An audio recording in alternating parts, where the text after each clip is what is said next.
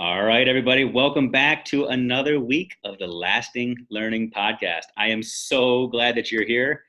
And man, you chose an excellent week to tune in. If this is your first time here, let me clue you into what you're here for. Those of you that have been here before, just go earmuffs and come back in about 30 seconds because you know what's going to happen. In just a second, I'm going to introduce you to an absolutely incredible guest. And this week is kind of special because this is a guest who I have connected with face to face in real life many times. And actually, before we went live here, we just spent the last half hour reconnecting. This is a guy who, I'll just say, I worship this guy and I admire him to no end. He is living life the way that life should be lived, living life in the moment, chasing his dreams each and every day. And here on the Lasting Learning Podcast, that's what we really want to explore. This is a podcast for educators, for parents, for people that are interested in school, who are interested in learning, but we don't want to just learn about how to do school. We want to learn about how to do life so that we can set our kids up for success, so that we as adults can set ourselves up for success. So today, our guest is a man by the name of Rich Boudry. For those of you that are looking at this online, you might be looking at it thinking, oh my God, he's got Brad Pitt here today. No, this is not Brad Pitt. He might look like Brad Pitt, but this is Rich Boudry, a guy that I'll say is living a life way more successful, way more fruitful than Brad Pitt. Rich Boudry right now lives just outside of Atlanta, Georgia. I first met him when he lived up here where I live in Michigan. His wife actually worked with me in my building. Rich started off as a teacher, technology specialist, and then decided one day, you know what? I'm just going to go follow my passion and my dream. And I'm going to move down south and start living life. So I just want to welcome Rich Boudry to the podcast today. Rich, thank you so much for being here. You are welcome. It's my pleasure. Holy cow, that's quite an intro. Truly, man. I mean, every single word of it. Well, thank you. The Brad Pitt piece of it. You know, I don't think I've ever noticed that before, but seeing you here, that's what my wife tells me all the time. Every evening, she rolls over and says, "Good night, Brad." That's awesome. That's whatever. No, whatever. Never that. So Rich, I painted the story of you a little bit, but I left out a lot of detail. So can you just fill people in? Who are you? Sure. Yeah. No, I thank you for this opportunity to just come and kind of, I guess, share my story. Yeah. I didn't realize it was turning into a story, but I guess now that I look back, it kind of is a little bit of a story. You know, I don't often take the time to look in the rearview mirror, but I guess sometimes it's good to do that, you know, to see the path see where you've come from and it helps you look forward to see where you're going. Sure. It helps you with that. But just as you alluded to, I started off as a teacher, an educator. So I had the pleasure. It was a true blessing to start my teaching career back in 2002-ish, 2003-ish. So as you're all aware of at the time, there was a lot of things going on with this thing called the internet. Yeah. Technology, things started really changing for us as a society. And that's where I started my career. And it was just a neat time. I feel like it was this really cool time to become an educator because my first classroom, my first year teaching, I didn't have a computer in my classroom. There was no technology at all. I had the only fancy thing I had or new thing was I didn't have a real chalkboard. I had a whiteboard. You know, I had Sharpies. Yeah. Right. But no technology at all. And so it was kind of neat to be in that to experience, and all my pre-student teaching, all that kind of that stuff was really very traditional. Yeah. And in those first couple of years of teaching, I really went from this. I saw this traditional model being taught, and then this influx and infusion of technology into our society. And that started to trickle its way into the classroom. So it was really neat to be able to take that traditional experience that I had. And in a way, being one of the last generation of educators to kind of feel what it's like to teach in a classroom without technology. And then transition over to now this world where, all kinds of technology is being brought into the classroom. So that part of my career, as I moved districts over to another school district that was truly blessed to have as much technology that it had just a big bond had gone through, and it just had all kinds of technology. We had interactive whiteboards, projectors, all the things that you would ever want in a technology integrated classroom. And so I spent those years in that school district really just trying to figure it out. I was one of probably, like many of you maybe on this podcast, or maybe not like you, but during those probably like 2005 to 2013, really trying to figure out what technology looked like in the classroom. I knew the traditional model was changing and shifting because society was changing. So because society was changing, I saw that happening. I knew I had to change my ways as a teacher, as an educator. So what the heck did that look like? I just went through all these years of teaching or of teacher education, only to find that it was a lot of it was changing. So one of the things my wife Bethany and I really started to embrace in that 2005-ish, 06, 07, whenever Twitter came online, social media started to ramp up. We really started to embrace some of those different outlets to connect to other educators. So we spent those years just connecting with other like-minded people and other thought leaders in the industry to see how they were doing things and how we might bring some of those practices into the classroom. So that I kind of want to say that was kind of the beginning of our journey to be adaptable. Yeah. I guess agile. I'm not sure. Willing to change. Because we saw how much things were changing.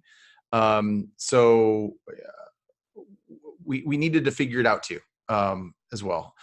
So anyway, gosh, we spent our time doing that kind of a role at the school district that we were at. And, what was kind of interesting, Dave, was in those years we were there, was seeing a lot of the folks that we worked with, kind of going through their career like this. Mm-hmm. With their eyes closed, hands over their eyes, and maybe even plugging their ears, kind of ignoring what was going on, or not even willing to just take a look around for a few minutes. And I remember the resistance, the pushback from people. And that was a challenge. I remember that during those years. And I guess moving through my career in education as an educator, those times in Michigan, if you remember, it was really hard to be an educator. It went from this. I remember the first few years of being a teacher, it was like you're a superhero, right? I mean, yeah. I remember going places and just proud to say I was a teacher, Kissing babies everywhere. Yeah. Yeah. It was just, I felt good about it. I was connecting with my students, and I was doing all those things that, teachers are passionate about doing. And then towards those latter years, things started to really change. Politically, socially, how people felt about teachers, economically in the state of Michigan, the funding started to collapse, and that eventually trickled its way into the classroom. So 2008 and on, those effects of the 2008 recession and collapse of the housing market and all that came with it, eventually trickled its way into the classroom, and things really started to change there. So there was that piece of it. And then there was this push for, I want to say we began from my perspective as a classroom teacher, the curriculum was getting in the way of the learning. Yes. And, where before I was able to really focus on my learners, help them individually if I could, this is an elementary classroom. So I had much different than secondary, right? I got 30 kids, 28, 30 kids, and I could really start to kind of focus on them. Well, that shifted to where, it didn't matter, if somebody was one half the class was way behind and the others was, moving forward, faster than the rest of the class. It didn't matter. I just had to move forward, because if I wasn't on the same page as all the other teachers, think bad things, were kind of happening. Right. So all of that to say, in 2013, it was time to make a change, time to make a shift. And my wife and I guess we had the foresight enough to get our master's degrees in something that was easily transferable to corporate. So we had gotten our degrees and our master's in educational media and technology. And in 2013, the opportunity came up to make the leap into a new career. And that new career was corporate training. And I ended up getting a call. It actually was a long process. It was like a year-long process to get hired to make actually the process to make the jump from being a teacher to being this corporate space took several years, but the official interviewing and all that, reaching out to people, it was about a year-long process. And in 2013, I was offered a position to work for Autotrader.com, which is owned by the Cox family here in Atlanta. So my wife and I had to basically give up this nice tenured teaching position, which it was. We were very comfortable where we were at as far as security. We were far enough up in the seniority. We weren't worried about losing our jobs or anything like that, no matter how bad the economy got. And we could see the trajectory of where we were headed as far as pay goes and all those things. So we kind of knew what our lives were going to look like from there on out. But this opportunity came to move to Atlanta, and which required me to move the family here, which was a big jump for us. I mean, my kids were, they were in the same school district as Bethany and I, and which is kind of cool, I guess, for them because they were, Mr. and Mrs. Boudry's kids, right? So, they were locked in. They had great friends. We had great friends. Gosh, all kinds of my family was there. We're Bethany and I were both born and raised in Michigan. So, all kinds of reasons not to take a jump. But we had to, if we were going to do this, is this going to work? We had to make this big move. And in 2013, we did. And that summer, about 3 weeks before the school year started, I got the call. Around August 10th, I can remember this. Yes. Yeah. It was just before school. Right. So that's when we pulled the trigger and made the move. So it was that close. Matter of fact, we got down here. The kids started school the next like we got here on a Friday or Saturday. They started school Monday because schools down here in Georgia start earlier. I'm sure the same probably for Florida too, I imagine, right? Yeah. So they were kind of bummed. Like, Dad, darn it. Come on, man. More vacation from us. Yeah. You're a whole month almost. Well, I want to interject a couple of things. Yeah. And I know some of the backdoor stuff to this story. And I want to make sure that the people that are listening understand some of this as well, because I think this decision was a huge decision for you and a huge decision for your family. And I alluded to this a little bit before we started recording, but I want to make sure that I say this publicly right now, that the decision that you and Bethany made was truly a transformative decision for me as well. So people that don't quite understand, let me give a little bit more detail. So Rich worked in the elementary buildings doing his thing. Knew of him. We worked a little bit, side to side. I was a middle school principal in the district where he and his wife worked. His wife, Bethany, worked in my building. She was a science teacher and an absolutely amazing teacher. And she's not in the room. She's not in the podcast right now. But she has never said this to me, but I'm going to say it. I know for a fact that if you had gone to her and said, Bethany, I've got this idea, and she said, Rich, we can't do this. I absolutely love my job right now. I am completely invested. I found that sweet spot finally, that you would have said, okay, we'll figure something out. But I'll be very real. I was one of those guys that made life miserable for a lot of teachers. And I pushed and I pushed and I pushed. I was that guy that a teacher says, I'm going to do this. And I would ask for evidence and data, and you need to support this. I look back on it now and it's just, I want to kick myself. So it's not just you. That was the state of education then. Well, it's the state of the education in a lot of places even today. Right. About a month ago, I had a guest on this podcast named Jessica Gentry, and Jessica was a teacher in Virginia. She taught kindergarten for 12 years, and this past spring, finally got to that place where she said, "I'm done. I'm not going to do this anymore," and she decided to follow her passion and her dreams. She posted this thing on Facebook that talked about her decision, and it was very eloquent. It wasn't condemning of anybody, but just simply said, the job is not what I signed up for 12 years ago. Right. And she decided to follow. And this post went viral, thousands upon thousands of shares. But with that came the trolls and people that came and said, if you were a real teacher, you would have never left. If you really cared about kids, you would have never left. Really? You were simply chasing the side hustle. And I wanted to say that because I wanted to see your reaction. You know, when you came to me, you came with your wife to tell me that you guys were leaving. Right. And there was that part, you know, the leader of a middle school. I'm thinking, gosh, now I got to find a new teacher, you know. But I also saw this conviction, this passion within you guys that my heart couldn't help but be happy for you. Did you have anybody that looked at you guys and said, don't do this?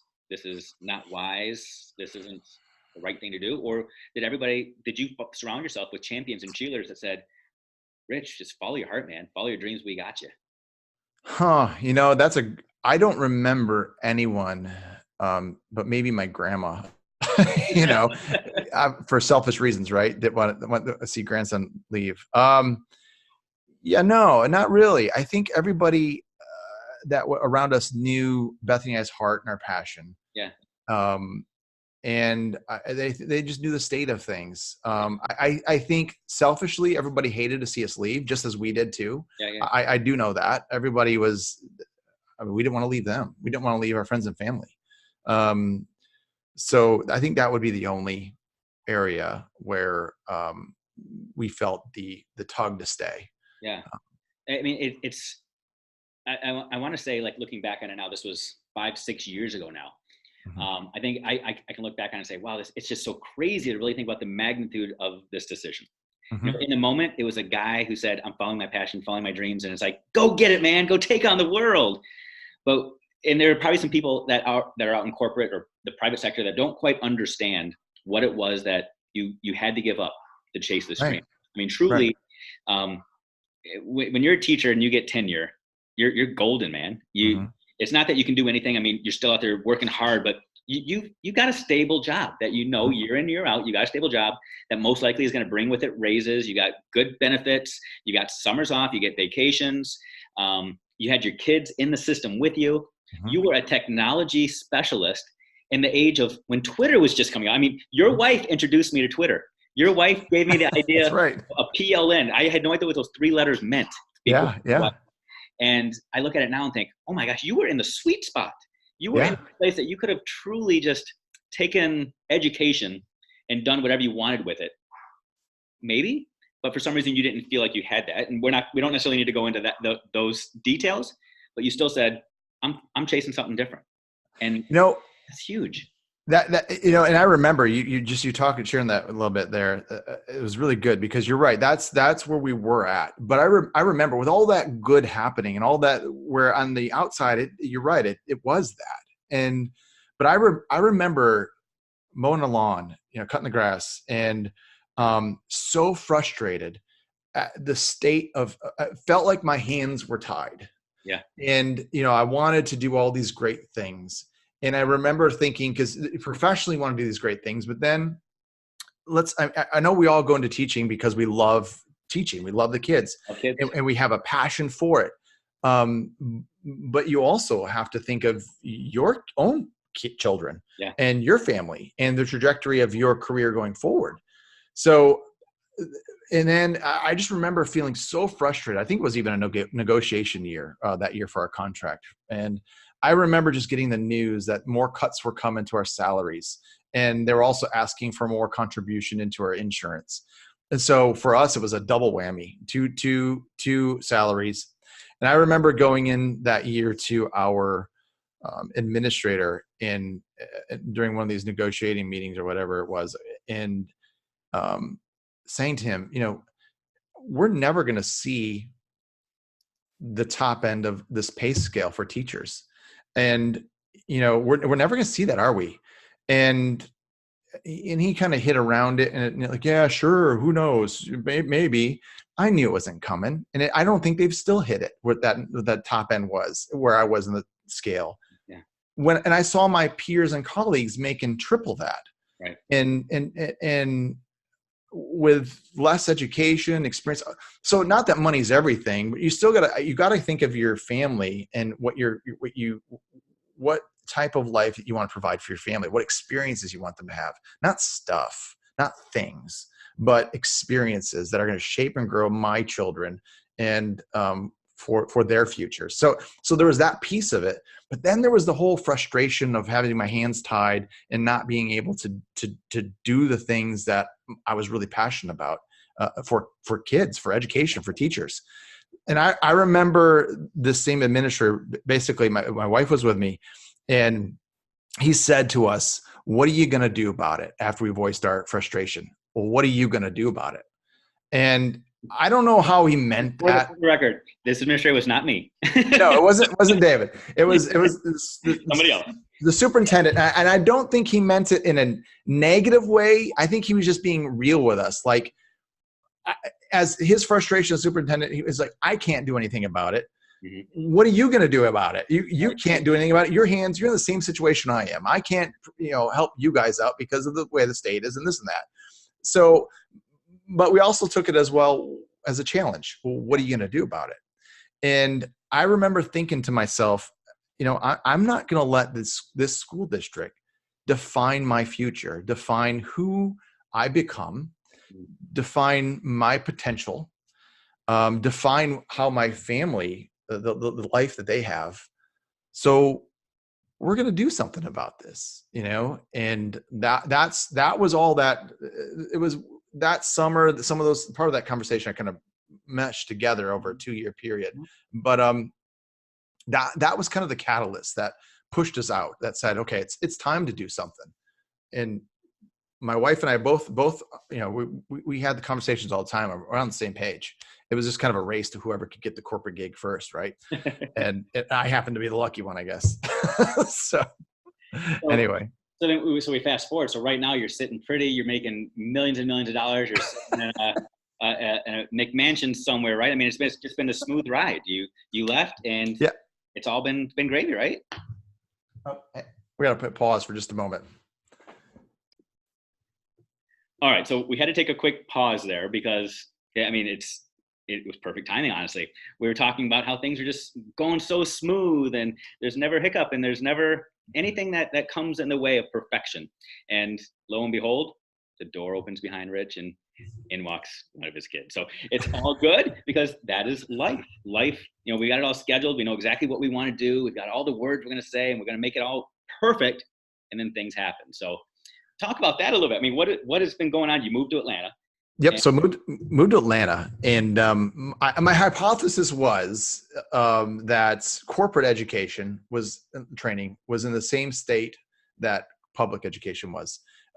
Learning how to embrace this technology, trying to figure out how to shift their current learning delivery models and methods to this modern way of doing things. And my hypothesis was correct.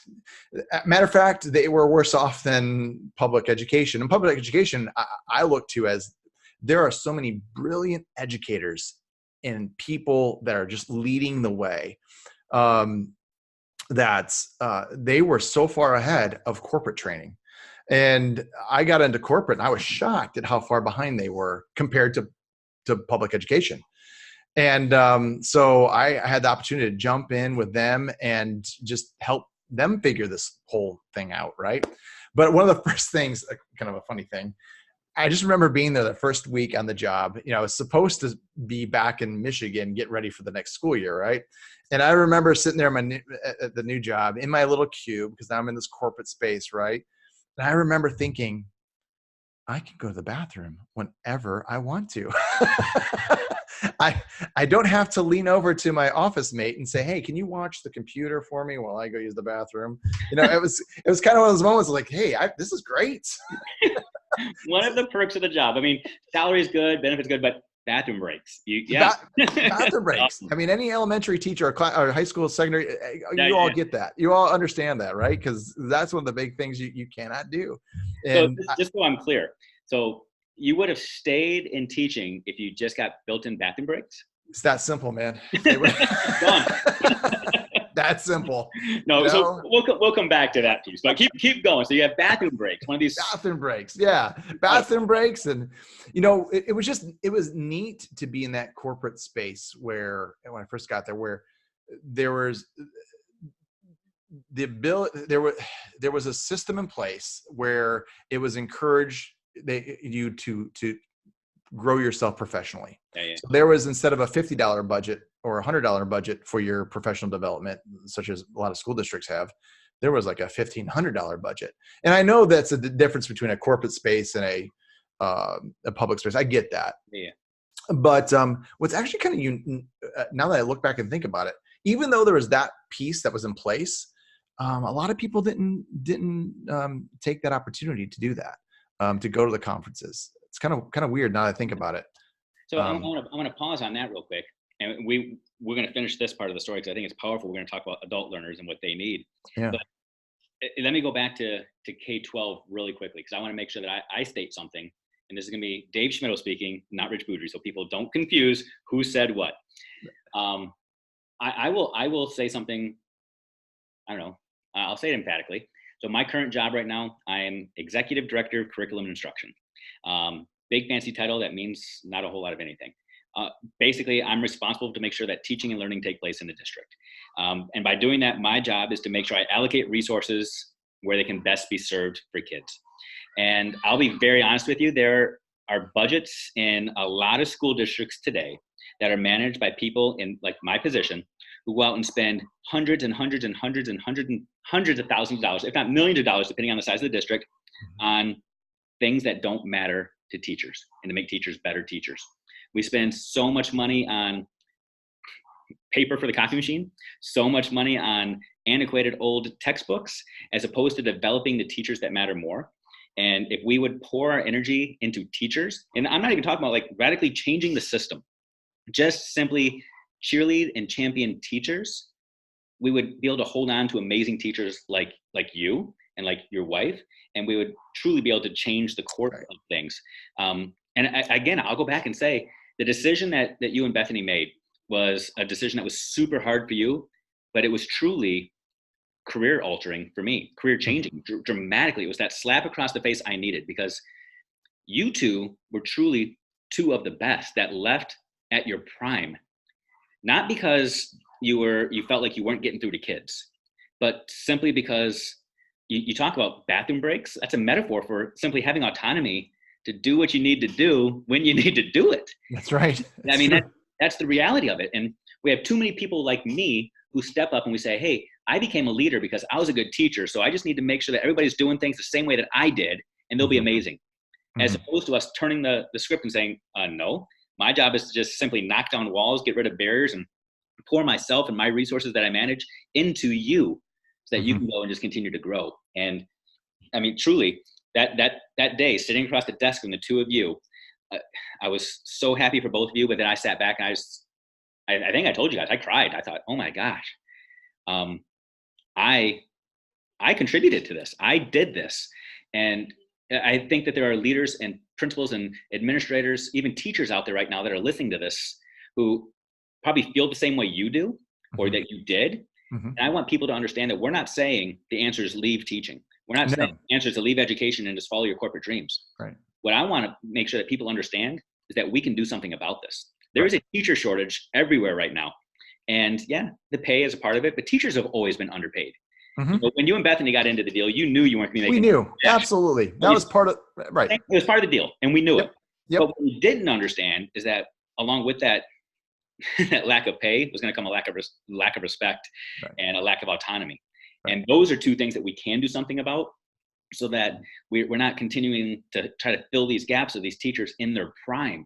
And that's where we're missing the mark. So I wanted to make sure I said that really quickly, just because I think it's an important message for people to hear. We can do something about this. And I'm so appreciative that you're telling this. Absolutely. And one of the biggest things I think you can do is if you're in that space as a teacher, and you're feeling kind of that way that, I can speak for both of us, we have felt that way in our career. I'm sure you have, and I definitely have. Continuously learn. Do not let your district define who you are, and continuously pour into yourself. If you're a curriculum director listening to this, or somebody in administration, you got to figure out a way to take care of your teachers. I know we all do this because we try to do it. The traditional model is pour tons of training into the day before school starts, right? We have these teacher services, right? Or do it like as the kids are walking out the door. Oh, by the way, we want you all to stick around and sit for 2 hours, 3 hours, and listen to us. Try to learn something for next year. Rather than create this continuous learning environment that we're trying to create for our students, right? But what would that look like if we created that for our teachers, poured into them, and maybe not even like how to do reading better, or whatever the latest and greatest curriculum thought leader learn their ways, but what if it's just simply just, I don't know, in corporate we have massage chair days, or where they'll have a masseuse come in and go around and give everybody a massage for a 15-minute massage. Just little things like that. Even, it doesn't have to be this big, let's send everybody to some big conference or something, but it could be as small as that. And I know people are trying to do that. I get it, but teacher appreciation days and stuff like that. But so how can you pour into yourself? That's would be my big takeaway. That's what it was for us to make the jump into corporate. We had to figure out how to pour into ourselves. We had to, rather than become people that were used to being spoon-fed all the time, we had to learn how to feed ourselves. And one of the things as a classroom teacher, I would tell my students is that in the first day or two of the school year, I'd tell them that I'm not going to teach them anything this year. I'm not going to teach you one thing. And they're like, "What, Mr. Boudry? How can you're a teacher? You're supposed to teach us stuff." No, and it's not my job to teach you anything. I'm not going to teach you anything. But what I am going to show you how to do is to teach yourself. Feed yourself. And at the time when I would say this to them, this is the last couple of years I was in the classroom, we had a one-to-one laptop program. I said, you all have this thing in front of you that's called a computer that gives you access to pretty much all the knowledge in the world. You may have to pay, you can be a doctor by taking online courses and different things. But I said, you have access to all this information. You just need to learn how to go get it, how to find it. So I use that parable often, give a man a fish, eat for a day. Yeah. And that was kind of the parable I would share with them. And same is true for us as professionals. We need to learn how to go do that ourselves, because you can depend on your professional organization, wherever you're at, your job, to wait on them to feed you or tell you which way to go, or you can go and do it yourself, which is probably going to get you to where you want to go quicker, faster than if you wait around for somebody to do it for you. And I think to take it even a next level, the kids in your classroom back when you were a teacher, your focus was never to teach the kids just so they could be successful in your classroom. You wanted them to be successful in life. And I think it's the mindset of what we do, they do.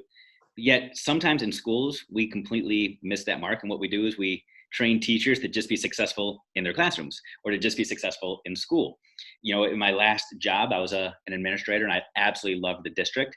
Mm-hmm. But one of the frustrations I had was that the leadership training for administrators was simply how to survive in that district, not how to be a leader, but how to manage the bureaucracy of that district. And I think one of the things that you deserve credit for is that as an adult learner, you've learned how to maneuver the systems that you're part of, but you're constantly learning how to navigate life.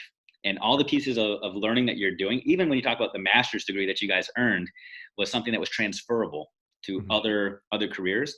Every little nugget that you're picking up is transferable to life, not just for that one organization, not just that one job.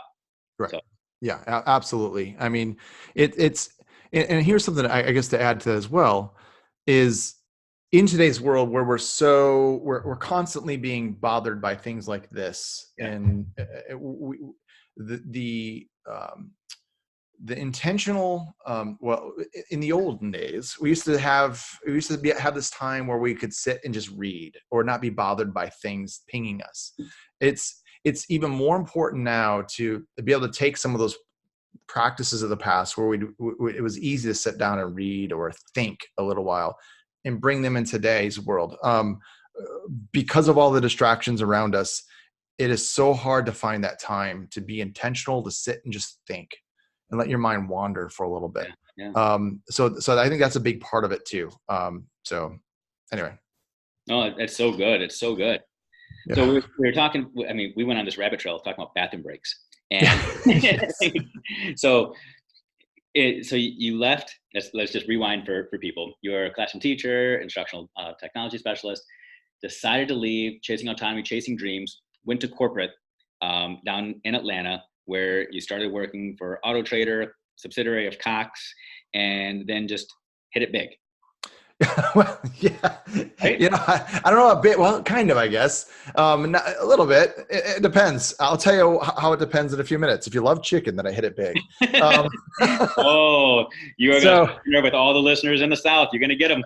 That's right. So, yeah. So I spent 3.5 years at Cox or Auto Trader, and as really, I tell people I earned my MBA and my master's in business administration at Cox. I don't have an MBA, but I had to learn a whole new acumen. And even though it was the same way, a lot of it was very similar to public education, just different names and terminology. So I had to really learn what that was all about, navigating corporate politics, systems that we don't really have in place. So it was 3.5 years of just amazing learning. Right. And, while I was there, I got to be part of a learning technology team, and really got to experience what it was like what corporate learning technologies was like. But my biggest takeaway from that, I mean, I got to move into building strategy for for Cox. And so that was neat. I got to do a lot of things, but really what it came down to is just building relationships with people and listening to them and just hearing their story, and trying to find solutions for what they were trying to either do personally in their career, but most of the time work related, what they were trying to do within their organization, their groups that they were part of. It was HR, different business unit, different things, but it really came down to just listening and building relationships with people. And so that was my 3.5 years at Cox, and a great company. I love that company. If you're down in Atlanta, it's a big down south. It's one of the big companies everyone wants to work for. I didn't know that at the time. I just thought I was signing up for Auto Trader. I really didn't understand, being from up north. I knew they owned a cable company, but I didn't know they were all this other stuff. So after 3.5 years there, I guess moving through that, another company. This is what's kind of cool. I'll share this part of this. This is how I made the jump to the next company. So in corporate training, it's very instructor led. They call them ILTs.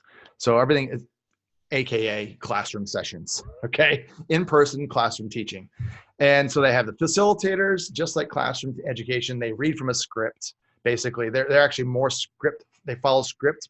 It's just like if you got your teacher's manual for your math curriculum and you read it straight from that and you memorized it, and then you went and memorized that curriculum, the teacher's manual, and taught your class that way. Nobody does that in teaching, right? We read it, we get the high points, and we modify it to meet our learners' needs and different things like that, right? So we use it as a guide. Corporate, they pretty much, a lot of them read it like a script. And so I felt like this is an opportunity where I can kind of work with these facilitators and help them make this transition into virtual learning. So the latter part of my career at Cox was really about how do we take this idea of classroom teaching, ILTs, and make it this virtual learning experience. And so I saw a need, something that was outside the scope of my current role at the time. And I wanted to create this digital skills course. As I noticed there was a lot of people that just lacked the digital skills to do the things that they were being asked to do, right? So just created this little digital skills course, but I wanted it to be more than just a one-time event. So I wanted to be this experience that was like a 4-week experience where people could, we were going through as kind of a cohort, right? So there may have been some reading activities, maybe there's some webinar stuff going on, maybe some PDFs or something that I'd kick out. So, and the other neat thing is we were a global company, so I needed to design a learning experience that could be leveraged around the world, right? That wasn't limited by time zones, held in those constraints. So I needed a platform to, as an LMS, so something that could house the learning material, the curriculum. So I being my education background, I was like, oh, Canvas. I use Canvas. So I free account, pulled it in, built something in Canvas. Then I needed this virtual video piece. So I used, I needed something to be interactive. I used VoiceThread. Okay, pulled that out of my education bag, so people could interact around a piece of content. So there's the content, the course, the curriculum. Then there was this interactive, engaging around the content, and then there was this practice piece. And I used Seesaw. So all things I'm pulling from public education. Remember I said public education, the innovations happening there. So I was able to dip into that and pull that over. And I had no budget. So these are all free things, right? So anyway, I created this experience that excited a lot of people because it was different than what they were used to. And on a budget of like $0, right? So anyway, did that. It was great, successful. Sometime end of that summer, a company by the name of Understory, which is now OnCue, came knocking on my door. And it was this is kind of neat. You all will appreciate this. It was the former, one of the former C-level executives from Promethean. They all left Promethean, the interactive whiteboard company, left Promethean to, because they sold Promethean to another company, and that usually is a shift in leadership. So they all were at this little startup here in Alpharetta, Georgia. And they were trying to redesign the way we do virtual learning with a main focus on video. So we ended up connecting down here, 1-hour meeting. They just wanted to pick my brain. They heard about some of the things I was doing in corporate. And so they just wanted to pick my brain a little bit. And that turned into like a 3-4 hour geek out fest. Each of us, there was three of us in the room, and we were just both, I shared this idea around creating this virtual experience that was engaging. They were sharing with me with what they were doing with this new tool, virtual digital tool. And we just kind of geeked out over this, right? I was excited. They were excited. And that was it. Left the meeting and didn't hear anything from them for a few months. And then over the holidays, they called me up. They're like, hey, we got this position. And again, I was at Cox, great corporate position. They had a pension, a true pension, which no one has anymore, plus a 401k. All these things, that was just a great company. This startup, pulled me away and said, hey, we got this offer for you. Come and join us. We want to help you. We want you to help us build this thing out. So I left Cox to join Understory, which turned into OnCue, to help them build this new virtual learning engaging learning platform. So again, you got a job, comfortable, secure, pension, 401k, you're in a safe zone, just doing what you do, and yet you see an opportunity, and it's an unknown opportunity. Again, a startup, and you say, yeah, let's do it. Yeah.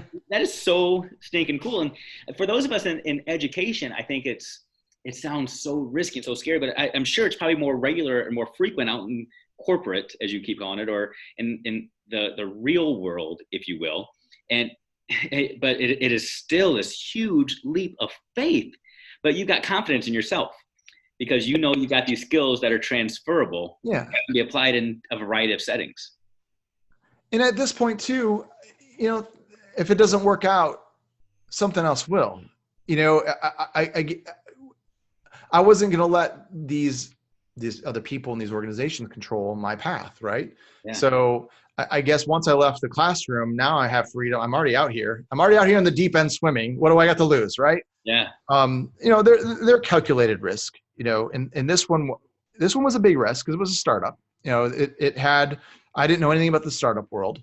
I just knew startup meant like really cool, like I could wear jeans, right? I could lose the corporate getup. I could kick my feet up or they're going to have beer in the fridge, you know, that kind of a cool thing. You went from from bathroom breaks to beer in the fridge, huh?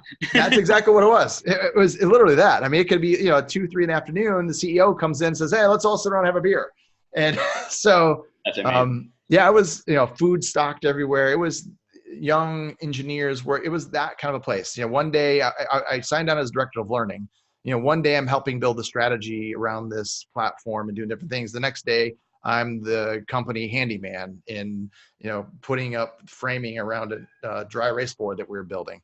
So, I mean, it's or cutting holes in a conference table, you know, so it was a really cool experience in what a startup would look like, what it's like to work in a startup, but in the flexibility you have to have in that type of a role and adapting to the pivots that they make along the way. It was neat to work shoulder to shoulder with these C-level executives that had, I mean, our CEO, he worked with Tim Cook and Steve Jobs back in 2000. He was part of the one-to-one initiative back in like 2000 in California in 2001. That was his baby. So yeah. So anyway, it was just neat to work shoulder to shoulder with those folks that had that type of connections and experience. I learned a ton from them. So yeah, spent a year and a half with them. Traveled to Europe. Went to the World Education Forum in England. Went to Switzerland. Did some really neat things. It was met with chief learning officers from around the company or country. It just got to listen and take all what they were saying in and try to figure it out based on my experience, right? And what I knew of the world. While this is all going on, my wife and I had this passion for helping people become independent learners and helping people grow personally and professionally. And so we had this idea of, you know, what would it look like if we started our own little company and, you know, that helped people and organizations focus on growing their people rather than growing curriculum. Yeah. So it's kind of a shift in a lot of organizations, schools and corporate space. They focus on building great content, right? Mm-hmm. But they don't focus on their people so much. I mean, they do with leadership programs and stuff, but they don't really show people how to take their career by the horns, I guess, and feed themselves. So we had this idea of creating this company. We called it the Organic Learner. So we noodled on this for like a year and a half ish. Just, you know, we bought the domain names. We had to figure out, you know, what would that look like? Do we build a social media presence? Luckily, my wife was redesigning her career and rebuilding it. And she had followed a path of social media and community management. So she luckily knew all about the whole social media side of things, how it works. Social media network that she really latched onto in K-12. In case, right. So that you saw the seeds there, right? Which so absolutely. So she came down here and followed and went on that trajectory. And so so it was June of 2017. I was in Toronto with my CEO and we were sitting around I think we were at the bar at the hotel at the time. And we just had a sales call and we were sitting around just kind of shooting the bull. And he says to me, he's like, you know, just Rich, what's your plan? You know?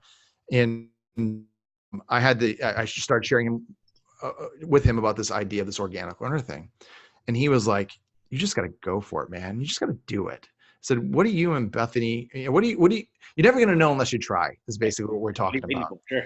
Yeah. And he's like, I'm like, you're right. You know, I should just do this. And so right there in that hotel over, I think I had a rum and Coke, so this may have contributed somewhat to the conversation.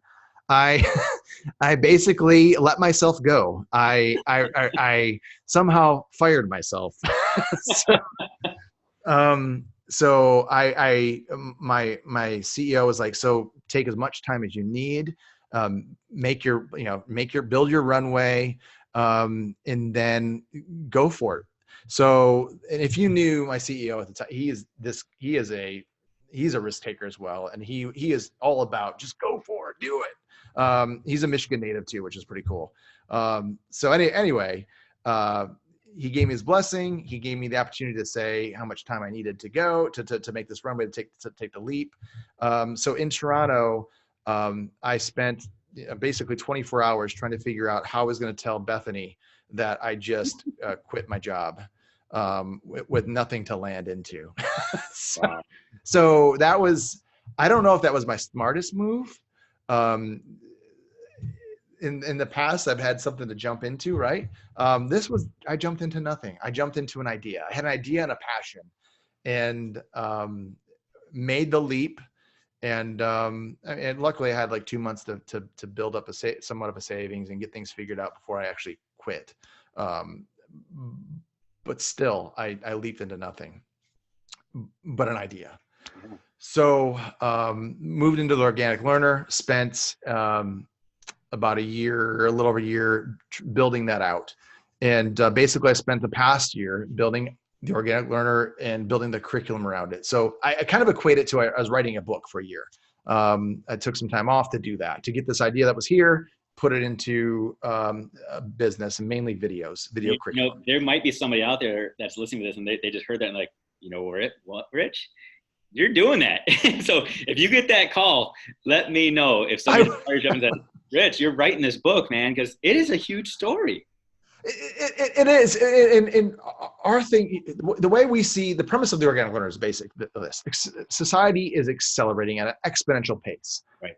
It is not stopping. I mean, there's charts and graphs that show how, those of us time travelers, I like to think of us, from the 20th century, we used to have years to adapt to things, and that's how it was for 100 years. Electricity came along. It took 30 years before it really went mainstream. Automobile took 50 years to hit market saturation. Nowadays, we don't have that luxury. We're lucky to have 6 months to a year before something new is out there that you're being asked to adapt, or before it reaches market saturation. Yeah. So things are speeding up at a rate that it's really hard for us to handle. So one of the ways to handle that is you got to build a network to get that information to you in a certain way. And that's what the Organic Learner is all about. But doing that for a year, at the end of, it was about March or so, it was time to transition again and go back to a real job, I guess, one that paid money. So I spent this last year taking some time to find a corporate job. So here I am again, looking. I got to make a jump. My family is, or else I'm going to be living somewhere else, not in this house back in Michigan at my in-laws maybe, or something. I don't know, but that would have happened soon if something didn't happen. So this summer, I spent several. I applied to a lot of the Atlanta big things. There's Coca-Cola. I mean, if you live in Atlanta, there's all these big companies here in Atlanta. Coke, again, Cox, Delta. They're a lot. Chick-fil-A. There are a lot of big companies here in Atlanta. Applied to all of them, many of them, 30, 40, 50 resumes I think I kicked out. Use LinkedIn. Got lots of no's. I was always close, but sorry, went with somebody in this other direction. And I finally got the call after 13 one-on-one interviews. I finally got the call with Chick-fil-A. And so this, about 3 weeks ago, I just started as, I got some fancy title. Not quite sure what it all means. Still learning, but it's Principal Lead Digital Learning.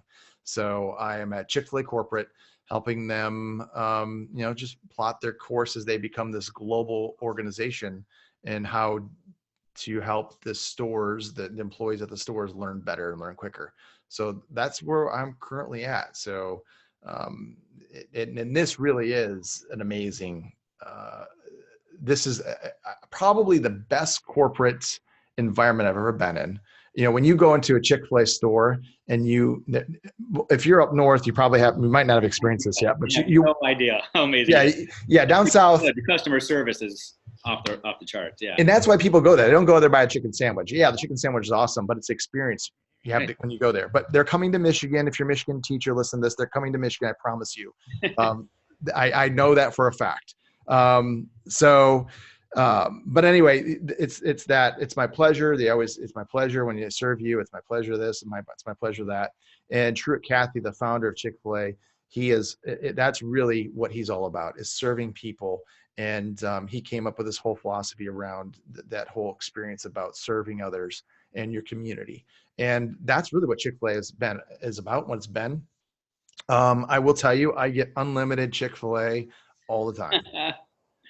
Okay, look at you, man. So as before, the benefits just keep getting better and better. Right. And better. Not only can I use the bathroom when I want to.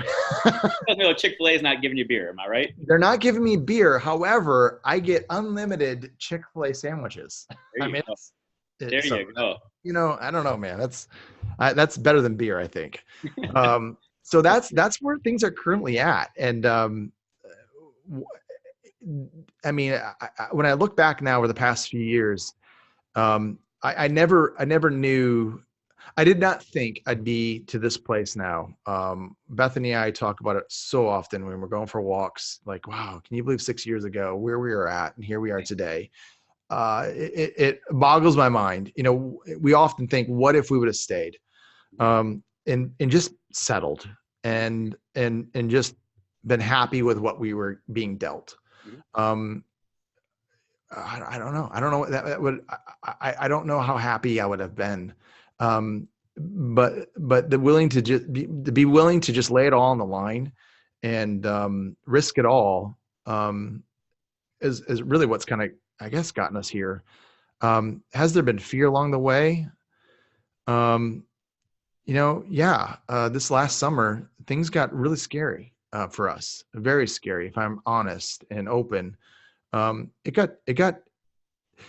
Not only was it, Bethany's always been supportive of me, but, things got tough, with us, we never it didn't get that bad to where like getting divorced, but this is kind of the one point in our relationship, even if I'm being honest and open, where, and it was mostly me, because I felt like I'm not providing for my family. Like I should be providing I brought us all down here. And right now, because I took this risk last year, it's not paying off like I hoped it would. I am a failure. So I went through all of those thoughts this year, big time. It's been a tough year. I started off this organic learner thing, super excited, spending lots of hours, passionate about what I was doing. Only for it to trickle out at the end. It's there. It's mothballed. But to not have it go to where I thought it would go in my mind when I set out on the journey. It took me down some pretty tough times, just internally with myself. But it's some point you gotta pull yourself out of that. And just believe in yourself, like you mentioned, that confidence, and just go after it. And I think if I can jump in, you and I connected a little bit more this summer, even just via social media. Yeah. Yep. Sharing and opening up about some stuff too. So I'm just gonna take the listeners back, and if you haven't listened to the episode with Quinn Rollins, go back and listen to that. Share some stuff about the inner turmoil and how it's so hard at times being a guy feeling like a failure and feeling like you're not measuring up, measuring up to other people's expectations, measuring up to your own expectations. And as guys, we're trained from very early on to desensitize that and just keep on fighting, and you keep pushing that stuff down and push that stuff down, and you hide it, and then eventually it starts to manifest in some very unhealthy ways at times. And you start thinking things that nobody needs to be thinking. And I think, Rich, I'll just say this straight up, man. I think your confidence is huge, but the fact that you surround yourself with people that truly believe in you, no matter what, it's probably a lifesaver. To be honest, man, it is. It is the thing that helps keep people going. I think I'll connect this back to education. Too often in education, we feel like we're doing it alone.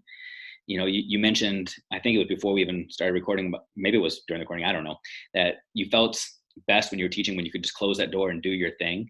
I think a lot of teachers do that, and you start to feel like I can do this better on my own. At times, you just want to be left alone. But then that starts to grow, and you at times start to think life is supposed to be lived that way sometimes, that you're just supposed to keep living things for yourself. And this is going to sound so simple and so stupid. But honestly, it's listening to stories like this that give me hope. I'm not looking at leaving education. I'm not looking at leaving K-12 or anything like that right now.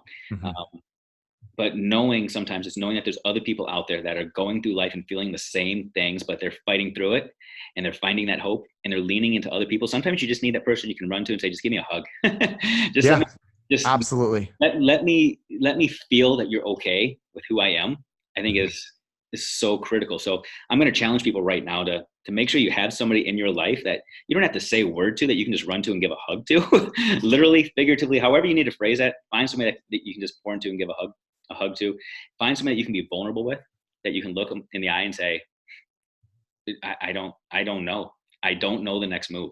You don't have to have all the answers. And I think that's where you got yourself to, is this summer. You got yourself to the point where, and I'm going to speak for you, where you started questioning, was I selfish in doing this? Was I chasing my own dreams and putting my family on the back burner?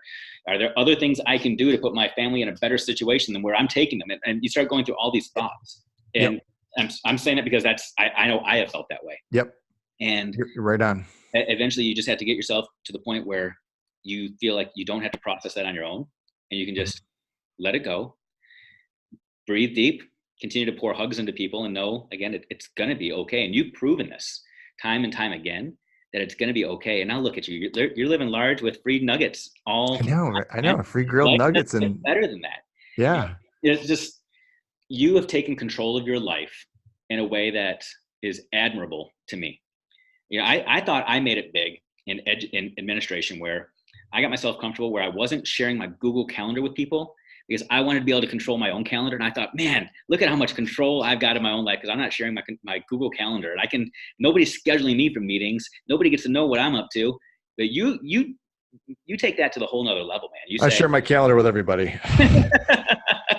But even with that, you're not letting anybody or anything control where you go. Yes. Yeah. And that's, let me put it this way instead. I'm not letting others define who my family does. Yeah. And so, there are others in my faith is strong, and so a lot of my personal beliefs in Christ and all that all comes into play as well. So I know, I feel like there's a greater power also that has other plans for me. And at times I kind of feel like, as much as I try to control those things, or I feel like I'm not in control. I feel like I am, as an individual, I'm meant to just be here to do two things. And that is to just learn and love. And that is probably my life mission, I guess, is just to learn and love. What can I learn from this life that I've been given? What can I learn from those that have come before me? The shoulders that I'm standing on of my relatives that have lived life in such a way that put me to allows me to be who I am today. So all the factory workers and laborers that came before me, they did a lot in their life. They lived hard lives, but they did things in their life that poured into my dad, my mom, to them pour into me. So I got to learn from that. Yeah. and then learn from those around me as well. And then at the end of the day, I gotta learn to love, and that's really my life mission. And now where that guides me, it guides me. If there's a greater power guiding my path, I just kind of jump in the river and let it kind of take me there. Mm-hmm. Because I can't control all of that. So I can either try to swim up the river and against everything, of river of life, I guess, if you will, metaphorically speaking, or I can jump in the river and go with the stream. And the control I do have is I can control to avoid a boulder. I'm still going to go through that stream of life, but I have the ability to kind of navigate parts of it. And so I guess that's kind of way I look at life and my career and what's coming. I don't know what's coming. I do have, I was telling Dave, my next thing that I'm playing around with is I've always had this passion for flying in aviation. And so I'm in this space now to where I'm going to take some flying lessons and see where that goes. I was that boy, and that 8-year-old boy, 7-year-old boy that had his bedroom wall full of planes that he drew in school. In class, I would draw airplanes and whatnot, or in my bedroom, I'd sit for hours and draw airplanes. I was that guy that had all over my wall, and that's never gone away. I started off in school. My major was aviation, and decided, I don't know about that. I let fear, I guess, kind of control me for that. Went into education, like my second passion for learning. And then now, today I was supposed to go for my introductory flight for a flight school here to get my private pilot's license. But the weather was bad, and it's postponed to next week. But that's the next phase, and we'll see where that goes. I for those people that can see us right now, I don't know if you can actually tell. I'm literally tearing up right now. And you told me this story before we started recording, and it's still it's hitting me so hard, man. Last week I had this guest on, one of the most amazing people on this planet. Her name is Tara Martin, and those people in education know her. She works for the Dave Burgess consulting group and wrote the book Be Real, and most recently she wrote this children's book called Cannonball In. Mm-hmm. And the message behind Cannonball In is if she comes up with a pseudonym for this book, it's going to be the Rich Boudry story. But the idea behind Cannonball In is literally, when you go to the pool, take that jump. And there will be people that sit on the sidelines and say, your splash wasn't big enough. Or what are you doing? You're supposed to dive. What are you doing making this big splash in Cannonball In? But if you turn and look at those other people that are Cannonball In, also doing the cannonball, and you take your cues from them, and then the two of you work hand in hand to learn how to grow those cannonballs, and eventually it turns into amazing dives and jumps into the pool. You got to listen to the right audience that encourage you to take those leaps. And absolutely. And Rich, I'm telling you, you talk about you got two purposes in life, to love and to learn. You are inspiring so many other people to do those exact same things right now, because that picture book is set up to teach kids to live the life that you are living. So this summer, when you were having all those doubts and wonderings and whatever, I'm telling you, man, this is the life that people were made to live. It's that life of taking chances. You are setting an amazing example just for your own kids in your household right now of how to live life and how to just take chances when it's not a chance if you know the outcome. Right. You can look back and you could, the fact that you and Bethany go for these walks, and you can already, you know what your life would have been like had you stayed there. Your life today would have been exactly like what your life was back then, Mm-hmm. And now you've got this life that you can look back on and say, man, look how much I've learned. Look how much I've grown. And that is what life is about. It's not about choosing public education or corporate world. It is about evolving. It's about learning. It's about growing. I had a guest on a couple months ago. His name was Mike Lippa, who works in corporate and Snapchat. And he talked about how in school, he wasn't the best student ever, but what he learned was how to connect with people. He learned how to make relationships. He learned how to grow his network. And he said, if there's anything that we can teach kids today, it is to make connections. It is to learn to find the right people that you can lean into and lean on. And that's, I hear that time and time again right now with every person I'm talking to, especially right now with you. It's find the right people, whether it's your spouse, or your friends or somebody that's going to encourage you to cannonball in. Mm-hmm. And then if you jump in and it happened to be the shallow end and you skin your knees, they're going to hold you and give you that big old hug afterwards and say, okay, let's go to the deep end. Let's try something even bigger. Yeah. And that's what you've got in your life, man. You got these people that are saying, keep jumping, man. Keep jumping. I do. Yeah. My wife, I said the other day, we were talking, and maybe it was this summer actually. She's like, "Are you going through a midlife crisis?" Yes. And I said, "No, honey, it's a midlife reevaluation." So, yeah. So she has been the real champion in my life. But you're right, though. Surrounding yourself with people that you can observe as well. You may not be the cannonballer. Maybe you're the toe dipper. Like you're walking up to the edge of the pool and just dipping your toe in, right? Yeah. And you're just you're not sure, but you start to surround yourself with those folks. It's very inspirational. And when you start learning from others, and this concept of learning and loving is so true. I mean, you learn from others, watch, learn, and observe. That would be my big, one of my big things is just observe others around you. Don't live their lives, but just get inspiration from them. Yeah. Every one of us are I like to think we all blow sparks of inspiration, right? In innovation. We just, as we do things in life, we're blowing these sparks out kind of in a way that we're blowing out sparks, one or the other. Yeah. We're lighting fires in other people, their imaginations, whatever, ideas, that go on to be bigger things than you could imagine.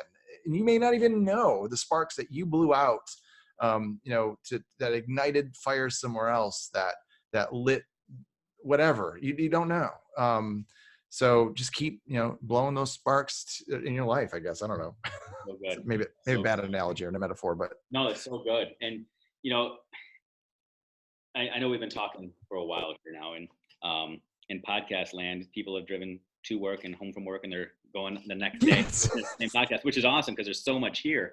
In a second, I'm going to ask you to kind of wrap it all up, but I want to just give some thoughts real quick to those leaders that are out there, those educational leaders. I'm going to use a quote that I've heard 1,000 times, but I've never heard it and actually applied it in the way that I'm going to start applying it now. And the thought is, train your workers up so that they can leave, treat them so that they won't want to. I think, that is the essence right now of what we need in education. We need to train our teachers up, train our staff up so that they can go out and live the Rich Boudry life, so they can go out there and all their skills are transferable, so that they can go out there and do great things, but love on them so much that decision is the hardest decision of their life if they ever decide to do it. Yep. And again, I'm so appreciative that you look back and see where you were as this opportunity that laid the foundation. Because I look at it as the same way, although for me it's humbling to know that I I erred so much in that advice, and I'm just hopeful that I can take it and I can apply it going forward. And I'm hopeful that other people can hear this and start to apply it going forward. Train people, not just to do the job they're doing, but train them to follow their dreams, train them to go out there and do anything they want to do. Just like in the classroom, teachers, don't just teach your kids they can pass your stinking class.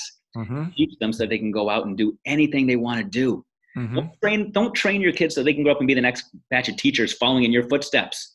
Right. If you're teaching your kids that they have to do things your way, they're going to be an amazing teacher. Awesome. But train them so they can choose their passions, choose their lifestyle.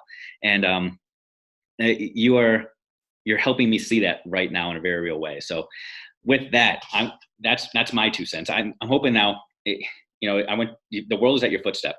I'm imagining this podcast going out to millions and millions and millions of people, or a couple hundred, couple thousand, whatever. But whoever's listening right now, if you had 30 seconds to say your mic drop moment, the thing that you want people to remember most about this, your journey, your experience, how to live life, what do you say? How do you sum it up?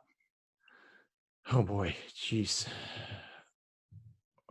Sum it up. First of all, never let your school district, your managers, your bosses define who you are and your career path. Never, ever, ever. I mean, I know there's some limits you got to live in, but never let them define who you are and what you want to do with your life. Never let them do that, because that is very frustrating when you give them that control. Don't ever give them that control. I guess the next thing would be, don't be afraid to take risk. I know it's easy for me to say, and not every risk I've taken has had many, many failures. But don't be afraid to take a jump, to be that cannonballer. And I guess the third thing I would say is never stop growing. Never, ever, ever stop growing and become satisfied with where you are personally and professionally, but personally first. If you do a life review, I guess, and look back at the last 3 years and you're kind of in that same place you were 3 years ago or 5 years ago or 10 years ago, you're probably not growing. And you need to take a moment and try to figure out how to change that and what that looks like. And there are many people, leaders out there that can, help you build that out. And, so that would be the next thing. Never, ever stop growing. I hope my last breath, I'm still learning and trying to take in something from this life that I can, learn and take with me to the next, or that I can leave behind in this world. So never stop growing. And I guess the final thing would be that learning, and which is, I just talked about, learning and loving thing. You run into people. I've run into a lot of people that have pushed back on a lot of my thoughts and ideas and things. I can't relate to that at all. Yeah, right.